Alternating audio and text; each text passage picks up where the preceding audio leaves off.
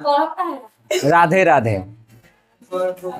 तो आज हम लोग बउआ एगो नया बुक, नया सब्जेक्ट और नया चैप्टर शुरू करने वाले ना हो, पेंडिंग में अब कुछ देर रहेगा।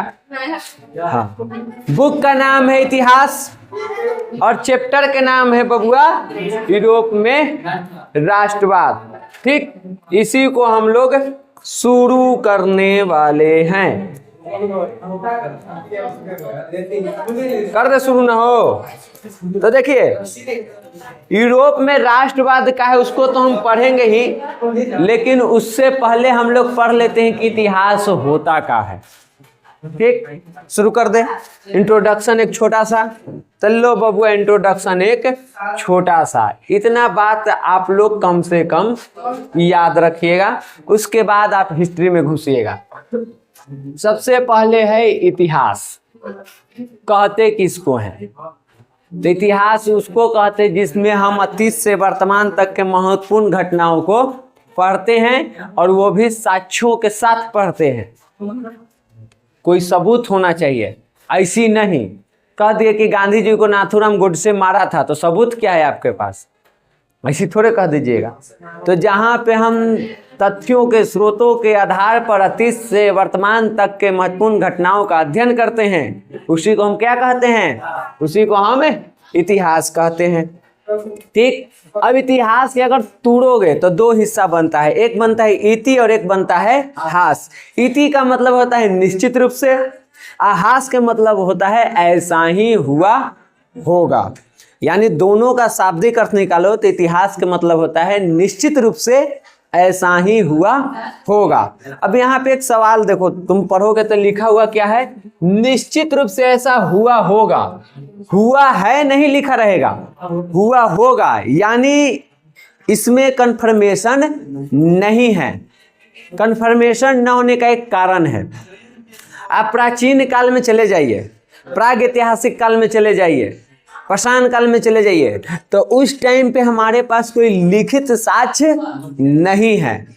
जो मिले हैं पुरातात्विक स्रोत, जो हड्डी मिल गया, गुफाओं में मिल गए, सिक्के मिल गए, या जो भी चीज़ें मिल गई, तो उसके आधार पे हम अनुमान लगा के पढ़ते हैं कि कपड़ा मिला है मतलब मनुष्य पहले कपड़ा पहनता था, चित्र मिला है मतलब मनुष्य चित्र बनाता था। कन्फर्म नहीं है कि बनाता था, हम उस आधार पे अनुमान लगा रहे हैं। जैसे यहाँ पे जो भी चीजें हैं, इस पे क्या अनुमान लगाया जाएगा? यहाँ पे पढ़ाई होती होगी। कंफर्म नहीं है कि होता ही होगा, लेकिन 99% एकदम चांस है कि जो भी चीजें उसको देख करके कि यहाँ पे पढ़ाई ही होती होगी। इसीलिए इसको क्या लिखा जाता है? हुआ होगा। बाकी जब हम मध्यकाल में, आधुनिक काल में आते हैं तो सब कुछ कंफर्म मिल जाता है डेटा के साथ।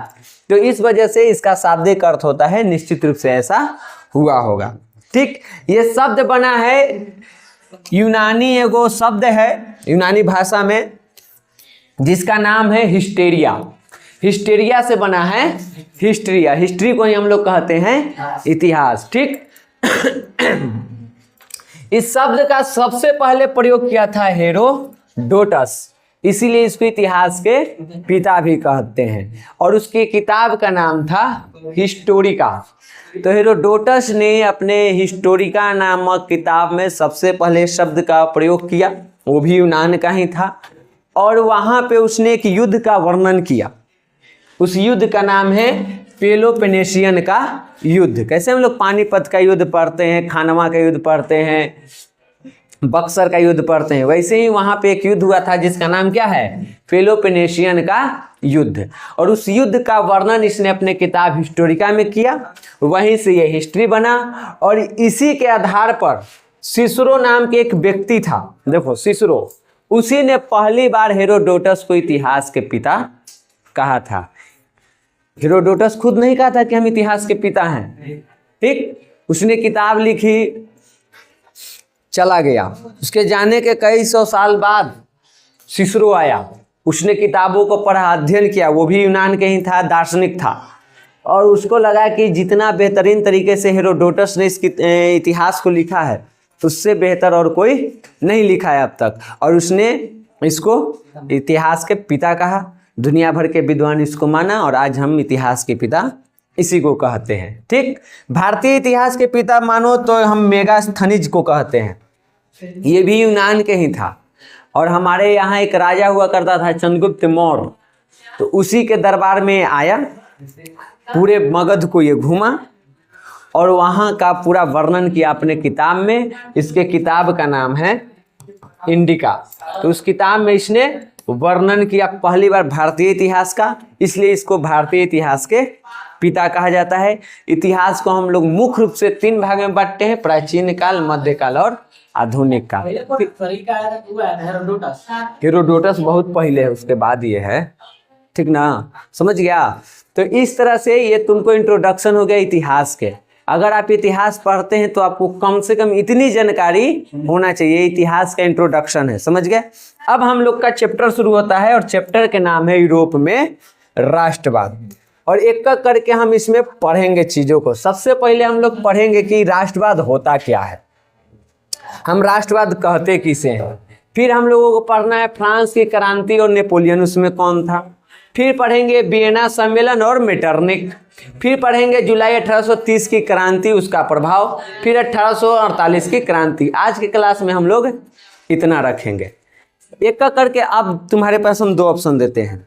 मेरे पास लिखा हुआ पेज भी है जो तुम्हारे बुक में है, और मेरे पास ऐसे भी हम तुमको यहाँ पे लिख के भी पढ़ा सकते हैं। आप जो कहिएगा वो वाला हम कर देंगे।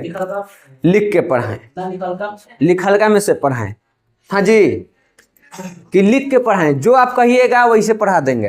अगर आप कहिए कि आप ही खुद लिखिए पढ़ाइए तो वैसे भी पढ़ा देंगे। आप कहिए कि लिखलका में के बता दीजिए तो हम वैसे भी पढ़ा देंगे, वैसे पढ़ाइए जी।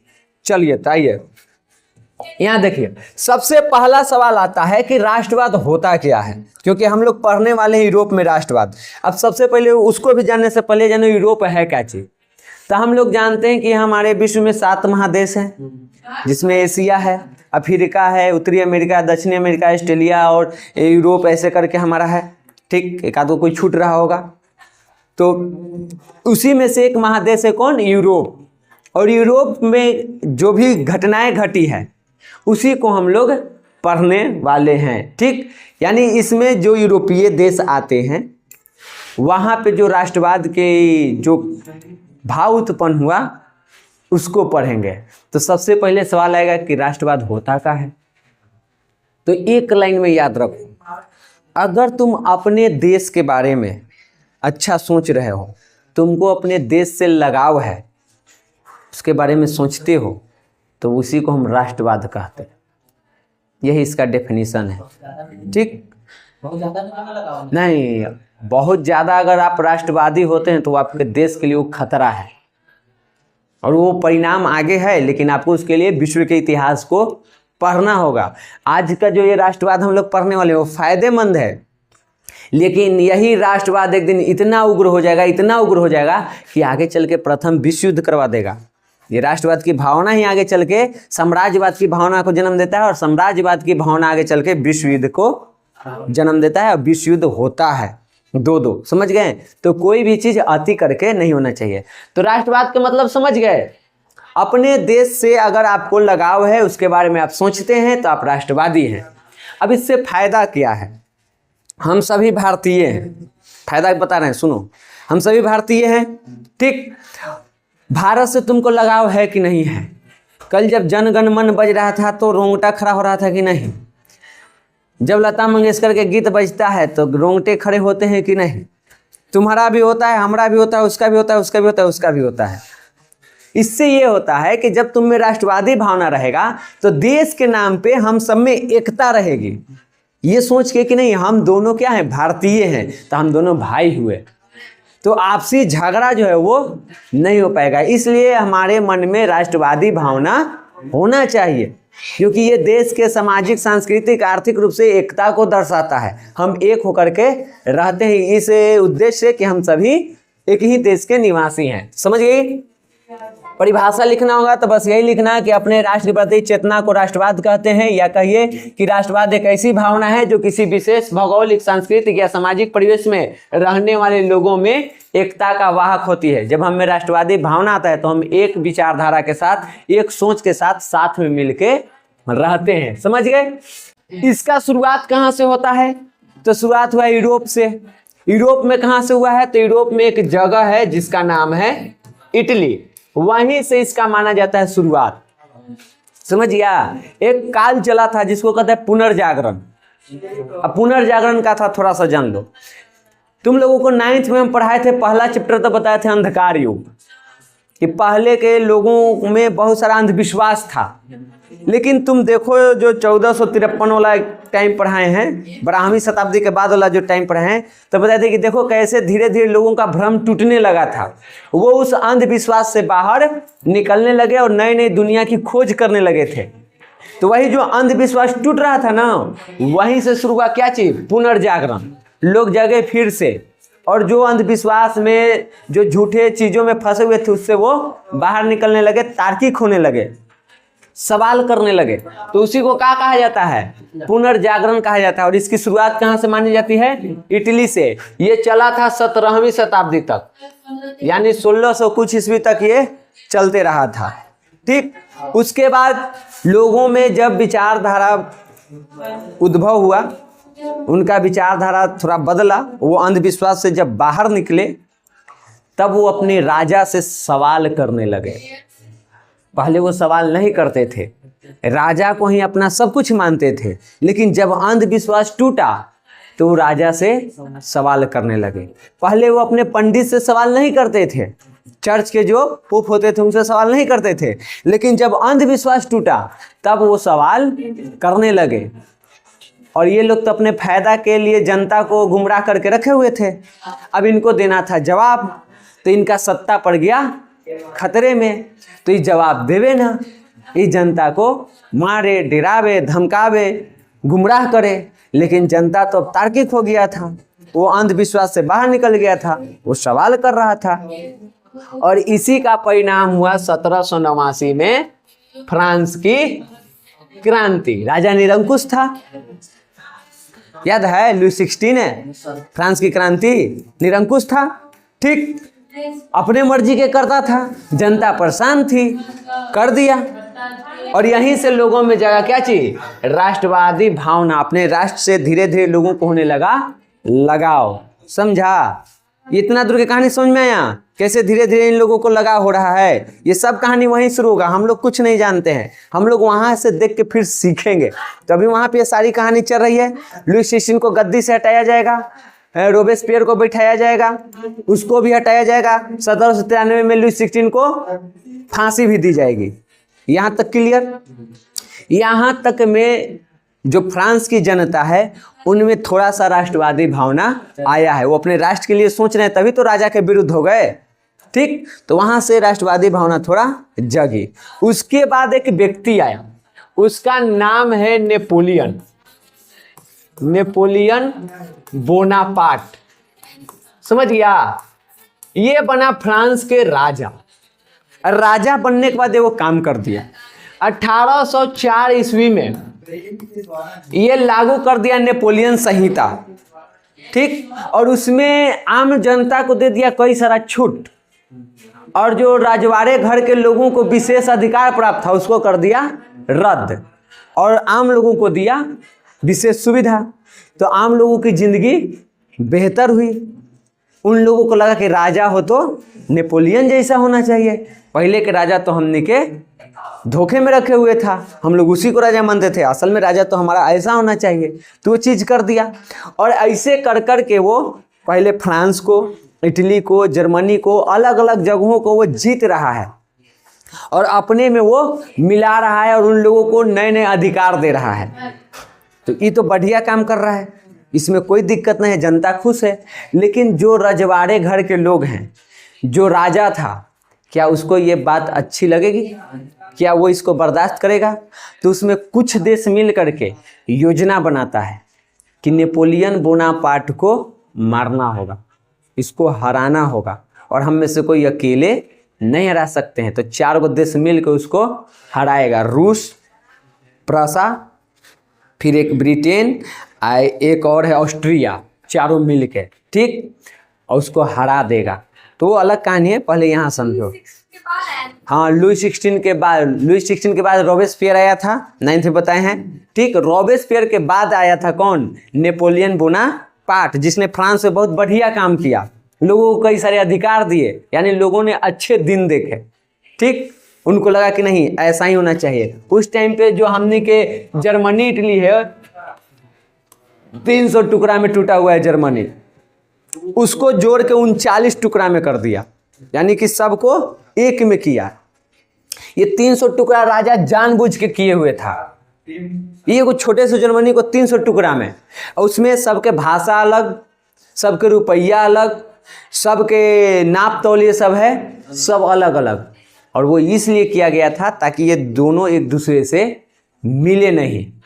अगर मिलेगा तो ये लोग बड़ा हो जाएगा, और अगर एक साथ जब आवाज़ उठाएगा तो हम दबा नहीं पाएंगे। और इसमें कई सारी लोगों को परेशानी होती थी। मान लो कोई व्यापारी है और उसको जाना है कहीं बेचने, तो 10 गो अगर टुकड़े टुकड़े से होके जाएगा तो 10 टुकड़े तक 10 तरह की बात है। यहाँ के पैसा कुछ और चल रहा है, नाप तोल कुछ और है, यहाँ कुछ और है, यहाँ कुछ और है, सब में tax tax tax tax tax, परेशानी थी। नेपोलियन बोनापार्ट ने इन सारे परेशानियों को खत्म कर दिया था, क्योंकि वो सबको कहाँ जोड़ दिया, 39 टुकड़ा में, सबके नाप तोल एक कर दिया, टैक्स एक कर दिया, मुद्रा एक कर दिया, तो लोगों की कई सारी सुविधाएं मिल गई। उसको लगा कि ये राजा बढ़िया है। लेकिन जो निरंकुश राजा था, जो पहले से शासन में था, उन लोगों को तो ये बात बर्दाश्त नहीं हो रही थी, हजम नहीं हो रहा था। तो उन लोगों ने मिल करके आगे चल के क्या करेगा, नेपोलियन बोनापार्ट से एगो युद्ध करेगा। 1814 में वाटरलू का युद्ध, उसको इस युद्ध में हराएगा, हरा के उसको हटाएगा और फिर से पुरानका व्यवस्था लागू करेगा। तो जनता फिर से उग्र होगी, फिर से क्रांति होगी, और उनमें राष्ट्रवादी भावना फिर से जगेगा। क्रांति करने का मतलब आप में राष्ट्रवादी भावना है। तो सब कहानी के देखो आगे क्या होता है। देखो 1789 में फ्रांस की क्रांति हुई, ठीक, और ओकरा बाद 21 जनवरी 1793 को लुई 16 को फांसी दे दिया गया। 1792 से 94 तक जैकोबियन क्लब में जो मैक्सिमिलियन रोबेस्पियर था उसका शासन रहा। पूरा आतंक काल, सब 9th में पढ़े हैं, ठीक। और उसको जाने के बाद क्योंकि 1794 में उसको भी फांसी दे दी गई थी, और उसके बाद एक नया संविधान बना, फ्रांस में गणतंत्र शासन स्थापित किया गया। और यहाँ पे 1799 में एक नया राजा आया जिसका नाम क्या है, नेपोलियन बोनापार्ट। इसने 1804 में क्या किया, नेपोलियन संहिता लागू कर दिया, और इस नेपोलियन संहिता में वो कई सारे सुधार किए, जनता को कई सारे अधिकार दिए। समझ गया, ये है तुमको नेपोलियन बोनापार्ट। तो ये था ना कि दूसरा कोई है? हाँ, 1994 में रोबेस्पियर को फांसी दे दी। 1794, 1994 ना, हाँ, 1793 लुई 16 है 1793, सब 9वीं में पढ़ाए हैं। अब बताए थे कि एक आगे की कहानी 10th में पहले चैप्टर में शुरू होगा, तो वहां से अब आगे हम पढ़ रहे हैं 1793 सब जो भी पढ़े ना, लुई 16 रोबेस्पियर, अब उसके आगे की कहानी, ठीक। अब देखो जिस प्रकार से वो नेपोलियन संहिता ला के सुधार कर रहा था और शासन का विस्तार कर रहा था अपने साम्राज्य का, इस बात से कुछ देश के राजाओं को आपत्ति थी, उसे ये पसंद नहीं था। और इसी को लेकर के कौन सा युद्ध होता है, वाटरलू का युद्ध। कब, 1415 टाइम आता है, 1814-15 में वाटरलू का युद्ध हुआ। एक तरफ नेपोलियन जो कि फ्रांस के तरफ से लड़ रहा था, और दूसरे तरफ ब्रिटेन, रूस, प्रूसा और ऑस्ट्रिया, 4 देश। 4 देश एक तरफ, फ्रांस अकेले, नेपोलियन एक तरफ। इस युद्ध में नेपोलियन क्या होता है, हार जाता है, ठीक, और आत्मसमर्पण कर देता है। और उसके बाद ये जो चारों देश है वो क्या करता है, इसको भेज देता है कहीं दूसरे टापू पर। टापू के नाम का है सेंट हेलेना, समुद्र के बीच में कहीं भेज दिया इसको। किसको, नेपोलियन बोनापार्ट के, कि तू युद्ध हार गया, तू भागो यहाँ से।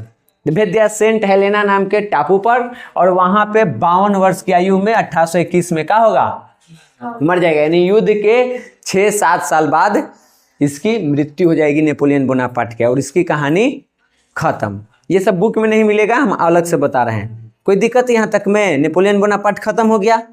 अब बचा कौन, वो 4 देश, ब्रिटेन, रूस, प्रूसा, ऑस्ट्रिया। और ये चारों के चारों था पुरानका लुई 16 के सोच वाला, कि हम जो कह रहे हैं वो होना चाहिए, हम जनता के अनुसार नहीं चलेंगे, जनता मेरे अनुसार चलेगी। और इसको लेकर के सब करता है वो मीटिंग का नाम क्या है, वियना सम्मेलन या वियना कांग्रेस कहा जाता है इसको, ठीक। इसमें 4 देश मिला, वही चारों, ब्रिटेन, रूस, प्रसा और ऑस्ट्रिया, ये चारों मिलके मीटिंग किया 1815 में वियना में। वियना ऑस्ट्रिया की राजधानी है। ऑस्ट्रिया एक देश है, उसकी राजधानी है कहाँ? वियना। वहाँ पे मीटिंग हुआ। तो मीटिंग जब हो रहा है तो मीटिंग में कोई एगो हेड होना चाहिए जो पूरे को लीड करे। तो हेड था, उसका नाम है मेटरनिक, और वो था ऑस्ट्रिया के चांसलर, हाँ प्रधानमंत्री। सब याद करवाए हैं ना मेटरनिक सब, ठीक। तो वही आया कौन? मेटरनिक। तो देखो यहाँ पे वाटरलू युद्ध के बाद 1815 में ये चारों देश मिल करके ऑस्ट्रिया की राजधानी वियना में क्या किया? शामिल हुआ, एक सम्मेलन किया जिसे हम कहते हैं वियना सम्मेलन।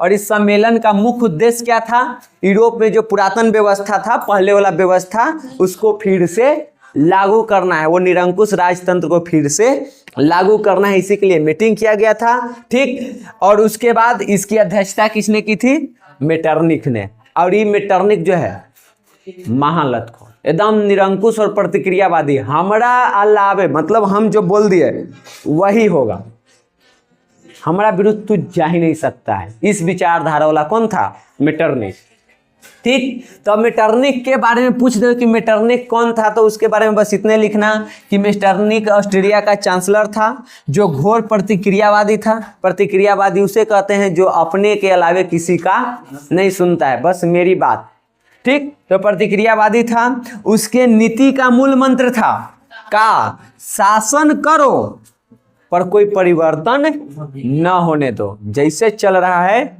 वैसे ही चले दो। इस विचारधारा वाला था, एकदम निरंकुश, ठीक। और वियना सम्मेलन के बाद यहाँ पे नेपोलियन युग के खत्म हो जाता है, क्योंकि वो खत्म हो गया, चला गया हेलेना टापू पर, और वहाँ से शुरू होता है मेटरनिक युग।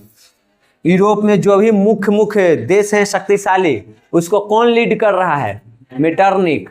और मेटरनिक का काल चलता है 1815 से लेकर के 1848 तक, इतना दिन तक वो रहेगा। और इस पूरे काल को कहा जाता है मेटरनिक युग, क्योंकि इसमें सबसे इंपॉर्टेंट कौन था? मेटरनिक। किसी में दम नहीं कि इसके विरुद्ध चला जाए, समझ गया? जाएगा तो युद्ध होगा, हराएगा, 4 गो 5 गो मिलके खत्म कर देगा। शक्तिशाली देश था, समझ गया? उस टाइम पे शक्तिशाली देश हुआ करता था। अब देखो वियना सम्मेलन हुआ तो उसके बाद का हुआ। वियना सम्मेलन का उद्देश्य क्या था? कि जो नेपोलियन ने ये व्यवस्था अपनाया है उसको तुड़ फुड़ के फिर से पुराना वाला व्यवस्था लाना है, यही था। तो वही नीति अपनाया। जो नेपोलियन ने एकीकरण किया था, टुकड़ों को एक में जोड़ा था, ये क्या करेगा? इस सब मिलके फिर से उसको टुकड़ों में बांटना शुरू करेगा। देखो कैसे कैसे बांट रहा है। सबसे पहले देखो, इटली पर प्रभाव रखने के लिए मेटरनिक ने उसको कई भागों में बांट दिया कि ना तू एक होकर रहेगा ना आवाज उठाएगा, टुकड़े टुकड़े में बांट दिया। वहां के जगह था एक सिसिली और एक का नाम है नेपल्स।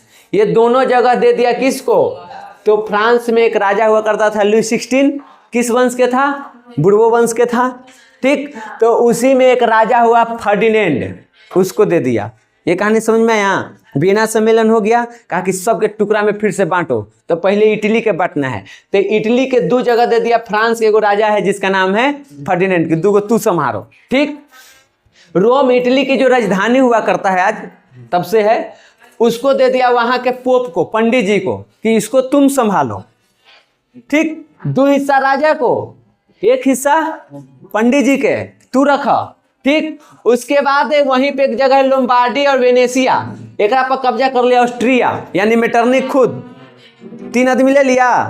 एक इटली में 2 हिस्सा फ्रांस के राजा के पास, 1 हिस्सा इटली के पंडित जी पोप के पास, और 2 हिस्सा ऑस्ट्रिया के पास। 5 हिस्सा में तो इसी इसको ये बांट चुका है। उसके बाद और देखिए क्या किया गया, पारमा, मोडेना, टर्कन, ये सब जगह है, उसको हैबसबर्ग के राजवंश किसी और राजा को दे दिया, ठीक। जेनेवा, सर्डिनिया, पिडमाउंट के राज्य में सम्मिलित कर दिया गया। ये जो जेनेवा है उसको किसी और को दे दिया गया। ऐसे करके वहां के इलाकों को क्या कर दिया? टुकड़े टुकड़े टुकड़े टुकड़े में फिर से बांट दिया, ताकि इसमें एकता न हो, पुरातन व्यवस्था फिर से लागू हो। एक काम किया था नेपोलियन, हम अभी बताए कि 300 टुकड़ा में जो जर्मनी टूटा हुआ था उसको कितना में लेके आ गया था, 39 में। उसका नाम रखा था जर्मन राइन संघ। ये सवाल पूछता है जर्मन संघ या जर्मन राइन संघ की स्थापना किसने की, तो नेपोलियन बोनापार्ट ने किया था। 39 टुकड़ा जब किया था ना उसको, ये 300 को 39 में बनाया था जोड़ के, तो उसका नाम रखा था जर्मन राइन संघ। इसको नहीं तोड़ा, इसका ज्यों का त्यों रहा, और इस पे कब्जा किसका रहा, ऑस्ट्रिया का। ठीक, यहां तक ये कहानी समझ में आया। एकदम 1789 से बताते आ रहे हैं कैसे टूटा नेपोलियन। 300 को इतना में मतलब कि जोड़ दिया तो 300 बांटा को बांटा इटली के इलाका को हम कह रहे हैं, जर्मनी अलग इलाका है, या बाकी के और जो इलाके हैं उसको बांटा है। जर्मनी वाला को छोड़ दिया उसी ही कि पहले ही 39 टुकड़ा में है, इसको रहने दो। और आप कब्जा कौन रखा, ऑस्ट्रिया यानी मेटरनिक, इसको हम संभाल लेंगे, तूने टेंशन मत लो। ठीक, तो ऐसे करके ये व्यवस्था बनी। उसके बाद अब देखिए वियना सम्मेलन में एक चीज और हुआ, यहाँ पे जो लुई 16 के खानदान को कई वर्षों से खत्म कर दिया गया था, क्योंकि लुई 16 खत्म तो उसके बाद रोबेस्पियर आया था, फिर नेपोलियन आया है, तो लगभग कई वर्षों तक आप देख लीजिए 1793 से 1815 तक तो उसका शासन रहा नहीं। लेकिन जब वियना सम्मेलन हुआ तो उस सम्मेलन के बाद फिर से उसके वंशज को राजा बनाया गया। राजा कौन बना था, लुई 18वां। समझ में आ रहा है, ये समझ में आई छुटकी। 1789 में फ्रांस की क्रांति हुआ ना, ठीक, लुई 16 को गद्दी पर से हटाया और 1793 में उसको क्या कर दिया, फांसी दे दिया। इसके बाद इसके वंश के कोई राजा तुमको दिख रहा है? इसके बाद जो शासन संभाला था उसका नाम है रोबेस्पियर। अब फिर बताया कि रोबेस्पियर के बाद कौन आया, नेपोलियन। 1814-15 तक कौन रहा, नेपोलियन, ये न रहा। तो 1793 से 1814 के बीच का लुई 16 के खानदान से कोई राजा है? लुई 16 किस वंश के था, बुर्बो वंश के, यानी बुर्बो वंश में कोई राजा है नहीं है। लेकिन जब 1815 में वियना सम्मेलन होगा तो वहां पे लोग ये भी मीटिंग करेगा कि फ्रांस में फिर से लुई 16 के वंशज जो भी है उसको राजा बनाया जाए, बुर्बो वंश का फिर से स्थापना की जाए। और उस टाइम पे जो व्यक्ति था उसका नाम क्या था, लुई 18वां। लुई 16, फिर लुई 17 और फिर लुई 18, तो लुई 18वां था। तो फ्रांस में एक नया राजा बनाया गया, किसको, लुई 18वां को। अब लुई 18वां जो है वो था दिमाग के तेज, ठीक, वो दोनों जगह परिस्थिति समझ रहा था। उसको ये पता था कि अगर हम फ्रांस में किसी तरह के गलत व्यवहार करेंगे यानी गलत नीति अपनाएंगे तो जनता कर देगी विद्रोह, और अगर सही से उदारवादी राजा बनेंगे, बढ़िया काम करेंगे, तो जो उन चारों मारा है नेपोलियन बोनापार्ट के, उधर लेगा हमरा। यानी हम राजा हैं, इधर 4 गो देश है, इधर जनता है, जनता करिए कि बदलाव करो, इधर से 4 गो देश करा कि बदलाव मत करो, हम है बीच में। तो ऐसे में हमको बुद्धि ही लगाना पड़ेगा। हम खाली तुम्हारे तरफ जाएंगे तब भी समस्या, खाली इसके तरफ जाएंगे तब भी समस्या, दोनों को मेंटेन करना है। और लुई 18 ने यही काम किया, वो दोनों तरफ से मिला के चला। न तो वो पुराने व्यवस्था को अपने जनता पर थोपा और न ही उन लोगों को यह एहसास होने दिया कि हम उदारवादी काम कर रहे हैं, दोनों को मेंटेन करके चला। वो एक अपना नया संविधान बनाया और नए तरीके से शासन को चलाना शुरू किया। इसका शासन चलेगा लगभग 1848 तक, लेकिन ये रहेगा नहीं। इसका जो बनाया हुआ व्यवस्था है वो चलेगा, लेकिन ये नहीं रहेगा। 1824 में यहाँ पे नया राजा आ जाएगा, समझा। ये राजा बन गया और इसके राजा बनने के बाद देखो यहाँ पे 1824 में ये खत्म, लुई 18 खत्म, और लुई 18 के जगह कौन राजा बनेगा, चार्ल्स 10।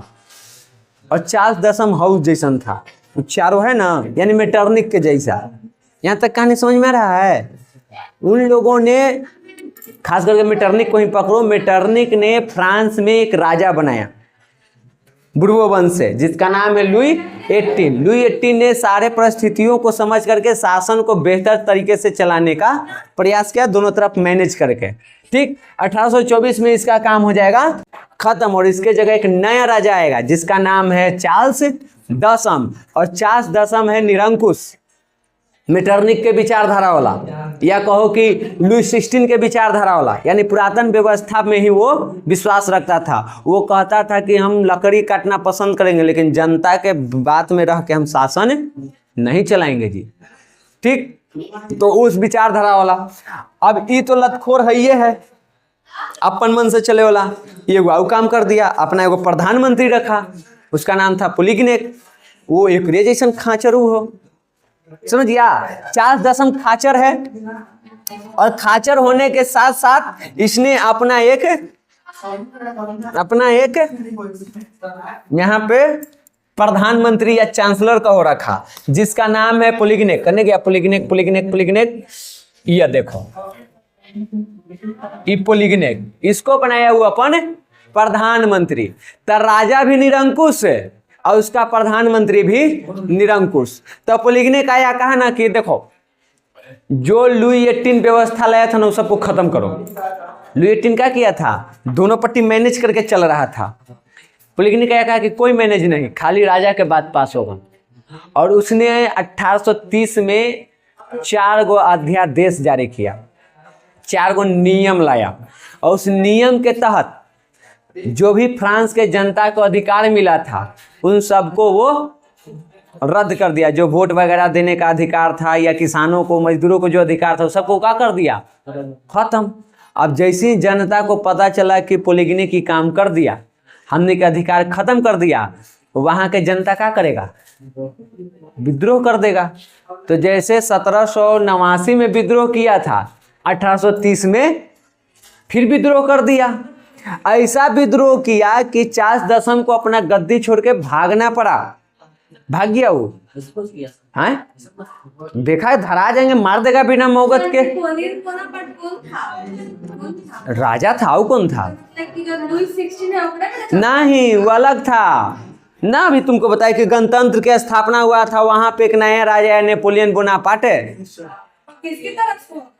वो किसी के तरफ से नहीं है, वो आया, शासन किया, वो अच्छा काम, मारा गया, फेंका गया सेंट हेलेना, खत्म। वो बुर्बो वंश में नहीं था, ओकरे में मत डाल देना उसको, ठीक ना, वो अलग है। बुर्बो वंश में आएगा सीधे कौन, लुई 18। और लुई 18 के बाद कौन, चार्ल्स दसम। और चार्ल्स दसम जब ये काम करेगा तो जनता कर देगी 1830 में। जब ये देखो 25 जुलाई 1830 को अध्यादेश जारी किया और 28 जून आते आते यहाँ पे, अरे जून जुलाई, यहाँ गड़बड़ हो ले, कुछ डेट में कुछ गड़बड़ है। बस कहानी जानो कि 1830 में ही 4 अध्यादेश आया था, ठीक। और उस 4 अध्यादेश को जनता ने विद्रोह किया। 1830 में फिर से फ्रांस में क्रांति हुई और राजा को अपना गद्दी छोड़ के भागना पड़ा था। चार्ल्स दसम अपना गद्दी त्याग करके कहाँ भाग गया, इंग्लैंड। और यहाँ से बुर्बो वंश खत्म, अब कहियो नहीं दिखेगा। 1789 के बाद दिखा एक बार, ठीक, 2 राजा आया। चार्ल्स दसम जे भागा, ओकरा बाद कोई नहीं है, यहीं पे इसका अंत हो गया, ठीक। ये जो 1830 की क्रांति हुई, इसे हम जुलाई की क्रांति कहते हैं। फ्रांस में जुलाई की क्रांति या 1830 की क्रांति। हम तुमको बताए थे कि फ्रांस में 3 क्रांति पढ़ना है, एगो 1789, एगो 1830, एगो 1848, ठीक। लेकिन सबसे इंपॉर्टेंट कौन है, जब भी पूछोगे फ्रांस की क्रांति कब हुई तो आएगा 1789। लेकिन ये 2 क्रांति भी हुआ है। अब देखो, जैसे ही यहाँ पे क्रांति हुआ, इटली हो, हंगरी हो, ऑस्ट्रिया हो या बाकी के जो देश था, जर्मनी हो, ये सब भी क्रांति कर दिया। फ्रांस में हुआ ना, तो उसके अगल बगल के जो देश हैं वो भी क्रांति कर दिए, वो भी अपना हक की मांग करने लगे। और जब भी हम क्रांति करते, हक की मांग करते, यानी हम अपने देश को लेकर के जागरूक हैं, ठीक, उससे हमको लगाव है, यानी हमें राष्ट्रवादी भावना आ रही है। तो इस तरह से ये चीज़ है। देखो बताया गया 1830 की क्रांति के परिणाम स्वरूप बुर्बो वंश की स्थापना, उसका काम खत्म और उसके जगह एक नया वंश आया था। कौन? आर्लियंस वंश। ये सब नाम तुमको याद करना पड़ेगा। टेढ़ा टेढ़ा नाम है, विदेश की कहानी है, तो पहला बार में तुमको टेढ़ा नाम लगेगा, पढ़ते पढ़ते पढ़ते पढ़ते याद करते करते याद होगा। तो बुर्बो वंश खत्म और उसके जगह पर ये वंश आया, इसने अपना सत्ता चलाया। इसमें राजा किसको बनाया गया? लुई फिलिप नाम के व्यक्ति को, कि चलो अब तुम राजा बनो, ठीक। अब ये व्यक्ति जो है तो उदारवादी, बढ़िया व्यक्ति, लेकिन एकरो एगो कहानी है। ये कहे कि हम दुल्हो के चाची रहम, हम कनियों के चाची रहम, ये पॉसिबल है? ये अमीरों को भी अपने साथ रखना चाहता था और जनता को भी अपने पक्ष में। अरे तो अमीर के साथ रखेगा तो जनता पक्ष में कैसे जाएगा? जनते के लूट के तुम अमीर बना है, तो तुम अमीर के नीति से चलोगे तो जनता का शोषण होगा, तुम जनता के नीति से चलोगे तो अमीर का साथ नहीं मिलेगा। अब ये तो जो भी कर रहा था, ठीक है, लुई फिलिप बढ़िया राजा था, एक तरह से गलती हो गया। जैसे चार्ल्स दसम अपना एगो प्रधानमंत्री रखा ना पॉलीटेक्निक के, एक नंबर के लतखोर था, प्रतिक्रियावादी, और इसी इसने भी अपना एक प्रधानमंत्री रखा। इसका जो प्रधानमंत्री है उसका नाम है गींजो, गिंजन करके धर देगा, नाम है ये गिंजो, गिंज देगा धर के। इहो था केकरा जैसा? पॉलीटेक्निक के जैसा। इहो कुछ नियम लाएगा कब? 1848 में। फ्रांस के जनता कहत कि तू ना सुधरबे तो रुक, तोरो कुटही, एकरा भी विद्रोह होगा। तो उसको हम कहते हैं 1848 की क्रांति। वही कहानी यहाँ के देखो, यहाँ पे 1800 पहले पढ़ लो, तब इसको हम बताते हैं। आगे बढ़ गए तो आगे ही रहते हैं। देखो 1848 क्रांति का होता है। लुई फिलिप राजा बना था, ठीक, उदारवादी शासक है, बढ़िया राजा है, लेकिन महत्वाकांक्षी है, सबको अपनाना चाहता है। आप सबके तरफ नहीं हो सकते हैं, सबको आप कितना भी कोशिश कर लीजिए कि हर व्यक्ति मेरे पक्ष में हो, मेरे बारे में अच्छा सोचे, ये पॉसिबल नहीं है। हर कोई आपके बारे में अच्छा नहीं सोच सकता है, हर किसी को आप खुश नहीं कर सकते हैं। किसी को खुश करते हैं तो उसी क्षण किसी को आप उदास कर देते हैं, ठीक। किसी के लिए अच्छा करना, किसी दूसरे के लिए वो बुरा हो जाता है। और ये महत्वाकांक्षी व्यक्ति सबको एक जैसा, ठीक, मध्यम मार्ग पर तो चला।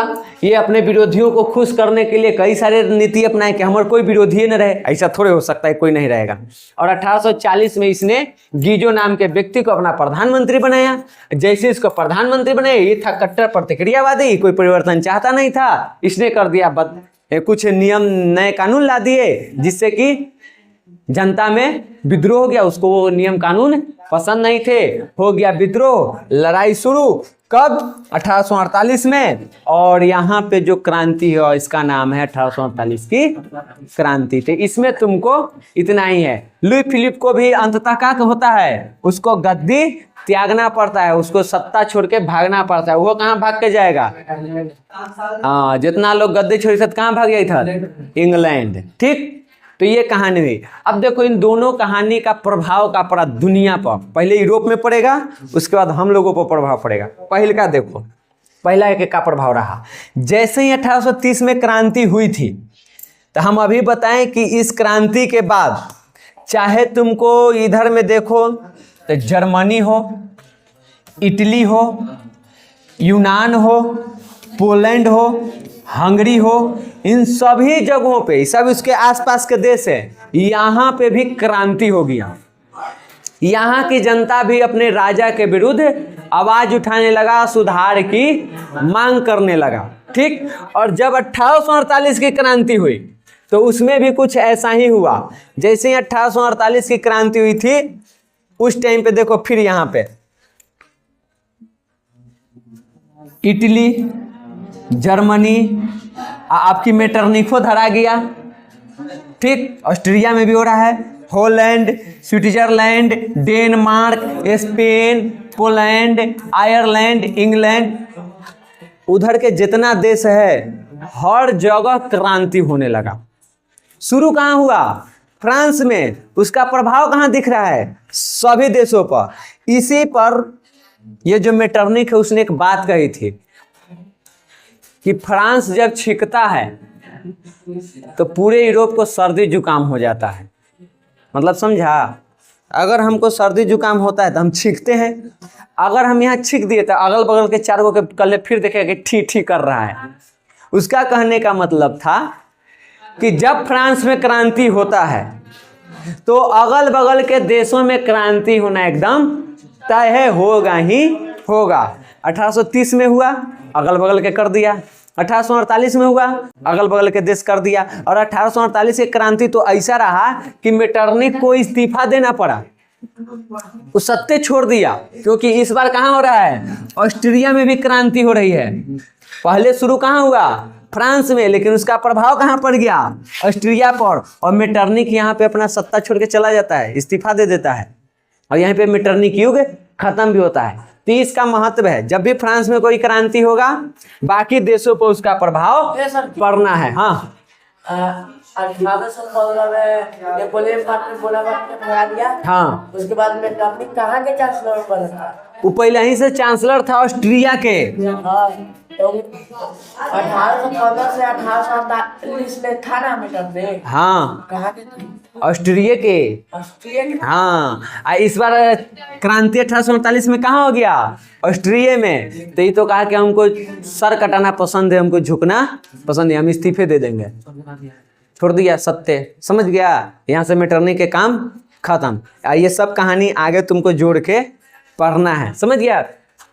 बाकी इसमें देखो तो जो 1848 की क्रांति हुई थी फ्रांस में, उसका फायदा क्या हुआ, जो भी 21 वर्ष से ऊपर के पुरुष थे उन सबको वोट देने का अधिकार मिला था। ठीक, काम की गारंटी दी गई थी फ्रांस के लोगों को कि आपको रोजगार मिलेगा। उसके बाद यहाँ पे दो गो नेता आया था, एक था गणतंत्रवादी में जिसका नाम था लामार्टिन, एक था सुधारवादी जिसका नाम था लुई बोला, और दोनों आगे चल करके लड़ जाते हैं आपस में। सत्ता को यही दोनों चला रहे थे। 1848 के क्रांति के बाद सत्ता चलाने के लिए कौन है, लामार्टिन और लुई बोला। दोनों के विचारधारा अलग है, दोनों लड़ जाएगा और फिर से वहां पे एक नया राजा बनेगा जिसका नाम है लुई नेपोलियन। तो नेपोलियन बोनापार्ट अलग है, लुई नेपोलियन अलग है। और ये है विश्व के इतिहास। आप जो भी पढ़ रहे हैं, हो सकता है आपके जीवन में वो पहली बार हो, तो मारेगा ऐसे ऐसे। तो उसका उपाय यही है, ऑब्जेक्टिव वगैरह करवाया जाएगा, आप बार बार उसको पढ़ते रहिए। फिर जब आप लास्ट स्टेज पर जाइएगा, ना समझी, लुई नाम है इसका मतलब ये थोड़े कि सब उसी वंश के रहेगा, ऐसा जरूरी है जी। ये लुई नेपोलियन हम कह रहे हैं अलग है, जो फ्रांस के राजा बना था। कब, 1848 की क्रांति हुई ना, उसके बाद। उसके अंदर और कहानी है, लेकिन वो कहानी में जाएगी तो दिमाग के दही ऐसी हो जाएगा, तो उसको छोड़ो। चेहरा देख के लग रहा है कि सब पार कर रहा है, एम आर राइट। कुछ समझ में नहीं आया, कहाँ से समझ में नहीं आया। अब चलिए, चैप्टर खत्म हो गया, एक बार हम तुम लोगों को रिकॉल करवा देते हैं, रिवीजन। 1789 की क्रांति से शुरू किए थे, यहाँ कोई दिक्कत, शॉर्ट में कहानी सुनो। 1789 क्रांति हुआ, लुई 16 को गद्दी पर से हटाया गया, 1793 में उसको फांसी पड़ा। उस दौरान राजा बना था, सत्ता में आया कौन, रोबेस्पियर को भी 1794 में हटा दिया गया। फिर 1799-98 के पास आया नेपोलियन बोनापार्ट। नहीं, नेपोलियन बोनापार्ट इसमें से किसी वंश का राजा नहीं, वो अलग व्यक्ति है। ठीक, वो आया, हाँ, फ्रांस को जीत करके वहां पे अपने आप को वहां के राजा घोषित कर दिया और वहां पे गणराज्य की स्थापना किया। फिर 1804 में वहां पे कुछ सुधार किया, फ्रांस की जनता खुश हुई, अगल बगल के जनता चाहता था कि हमारे यहाँ भी ऐसा बदलाव हो, और उसके लिए उसने इटली को, जर्मनी को, इन सबको अपने में मिला करके उसमें सुधार करने का प्रयास किया। जब नेपोलियन बोनापार्ट ये सारा काम कर रहा था, तब रूस, ब्रिटेन, प्रसा और ऑस्ट्रिया के जो राजा है उसको ये बात पसंद नहीं थी। उसने चारों ने एक साथ मिल करके 1814-15 में नेपोलियन बोनापार्ट से युद्ध किया, जिसका नाम है वाटरलू का युद्ध। इस युद्ध में नेपोलियन बोनापार्ट हार जाता है, आत्मसमर्पण कर देता है, और वो चारों मिलकर उसको भेज देता है सेंट हेलेना नाम के टापू पर, जहां वो मर जाएगा 1821 में, 52 साल के उम्र में। उसकी कहानी उधर खत्म। ठीक, वो अलग वंश से आया था, अकेले आया, अकेले लड़ा, अकेले मरा, काम होकर खत्म। अब कहानी है, चलिए फिर से 1815 में उसको तो भेज दिया। फिर ये चारों देश रूस, प्रसा, ब्रिटेन और ऑस्ट्रिया मिल करके कहा कि हम लोग पुरातन व्यवस्था को फिर से लागू करेंगे। फ्रांस में बुर्बो वंश के राजा फिर से बनाया गया। जो इटली वगैरह जो भी देश हैं उनको टुकड़ों टुकड़ों में इन लोगों ने बांट दिया। ठीक, फ्रांस में राजा बना लुई फिलिप था ना, लुई 18वां को राजा बनाया। उसने दोनों तरफ मेंटेन करके शासन चलाया। फिर आ गया 1824 में चार्ल्स दसम, वो था लतखोर टाइप के, वो कहा कि हम जनता के अनुसार नहीं चलेंगे। और उसका प्रधानमंत्री बना पोलिगनेक, वो भी ओकरे जैसन। उस सब ने मिल करके एक अध्यादेश लाया जो फ्रांस की जनता को पसंद नहीं था। उन लोगों ने कर दिया इसके खिलाफ विद्रोह 1830 में, जिसको 1830 की क्रांति के नाम से जानते हैं। यहाँ तक क्लियर? क्रांति इतना खतरनाक हुआ कि चार्ल्स दसम को अपना गद्दी छोड़ के भागना पड़ा। वो चला गया गद्दी छोड़ के। ठीक, उसके बाद राजा बना कोई और वो राजा कौन था? Louis Philippe. तो लुई फिलिप राजा बना, और लुई फिलिप राजा बनने के बाद शासन चला रहा था। और उसने अपना प्रधानमंत्री रखा है जिसका नाम है गीजो ओकरे जैसन लतखोर। केकरा जैसन? लुई फिलिप जैसा नहीं, पोलिगनिक जैसा। समझ गया? लुई फिलिप को तो उदारवादी राजा माना जाता, बस थोड़ा सा महत्वाकांक्षी था, सबको खुश रखना चाहता था। ठीक, अब गीजो वही तरह के, वो भी कुछ नियम कानून ला दिया जिससे जनता में जो थी नाराजगी आई। और उन लोगों ने मिलकर क्या कर दिया? फिर से आंदोलन कर दिया। कौन सा? 1848 की क्रांति। और इसमें लुई फिलिप को भी अपना गद्दी छोड़ के भागना पड़ गया, चला गया वो भी इंग्लैंड। ठीक, नया राजा बना। जो नया राजा बनता है उसका नाम क्या रहेगा? Louis Napoleon. और ये ना तो नेपोलियन बोनापार्ट के वंशज में आ रहा है और न ही बुर्बो वंश में, बस ये एक राजा बना। यहाँ तक कहानी समझ में आया? अब इस कहानी में एक और कहा था कि जब फ्रांस में क्रांति हुई तब उसके इर्द गिर्द के जो देश थे वहां पे भी क्रांति हुआ है। समझ गए? इसमें रह गया मेटरनिक। तो 1815 से 1848 तक मेटरनिक रहा ऑस्ट्रिया के चांसलर, प्रधानमंत्री, और उसके पूरे काल को कहा जाता है मेटरनिक युग। इसके बीच हुआ वियना सम्मेलन 1815 में, ठीक, जिसमें 4 गो देश शामिल हुआ। उसकी अध्यक्षता किया मेटरनिक। वियना का है ऑस्ट्रिया की राजधानी। ये सब ऑब्जेक्टिव है। इतने तो कहानी था। अब कुछ दिमाग में घुसा? झुट्ठो के कह रही ऐसे एम आई राइट? तो अब तो शॉर्ट में कहानी पूरा बता दिए। अब इससे शॉर्ट में क्या कर सकता हूँ? नहीं, अब इसके लिए आप क्या करिए, एक बार 2 बार खुद से बुक पढ़िए। कोई डाउट होता है, समझ में नहीं आता है, तो फिर क्लास के बाद पूछिए, इसमें बताया जाएगा। जब तक आपके दिमाग में डेटा नहीं रहेगा, हम कितना भी करेंगे तो ई वाला बोलेंगे, तब तक वो वाला दिमाग में से उड़ जाएगा। तो पहले उस डेटा को अपने दिमाग में डालिए, फिर देखिए टेस्ट देते देते, एग्जाम देते देते आपको क्लियर हो जाएगा। ठीक।